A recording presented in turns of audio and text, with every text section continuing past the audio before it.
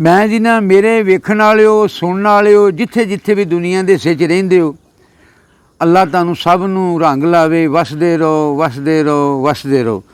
तो तुसीं साडे नाल प्यार करदे हो, सानूं बस इसे चीज़ की लोड़ सी। ये अजकल 14 अगस्त ते देश प्यार का एक गीत लिखिआ, अल्लाह करे तुहानूं पसंद आ जा।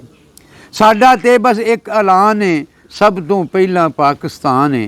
साडा ते बस एक ऐलान है, सब तो पहला पाकिस्तान है। ਇਹਦੇ दम नाल साडी शान है, सब तो पहला पाकिस्तान है। जेकर पाकिस्तान ना होंदा, साडा नाम निशान ना होंदा, रुतबा आली शान ना होंदा, इंज खुशहाल किसान ना होंदा जिस दे उत्ते सानू माण है। सब तो पहला पाकिस्तान है, सब तो पहला पाकिस्तान है। साडा ते बस एक ऐलान है, सब तो पहला पाकिस्तान है। साडे देश दियां क्या बातां, दिन ईदां रातां शबरातां, हर थां लभण प्यार सौगातां, कोई नहीं पुछदा जातां पातां, ना दुख दर्द कोई अरमान है। सब तो पहला पाकिस्तान है, सब तो पहला पाकिस्तान है, सब तो पहला पाकिस्तान है। साडा ते बस एक ऐलान है, सब तो पहला पाकिस्तान है। ਇਹਦੇ दम नाल साडी शान है, सब तो पहला पाकिस्तान है।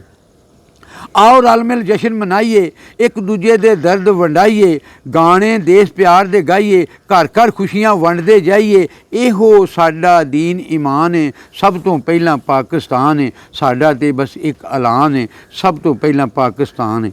पाकिस्तान लई करन दुआवां, बच्चे बुढ़े भैणां मावां, हो जाए इसदा उच्चा नावां, मुकदी अनवर गल मुकावां, देश अपने लिए हाजिर जान है। सब तो पहला पाकिस्तान है, साडा ते बस एक ऐलान है, सब तो पहला पाकिस्तान है। ਇਹਦੇ दम नाल साडी शान है, सब तो पहला पाकिस्तान है, सब तो पहला पाकिस्तान।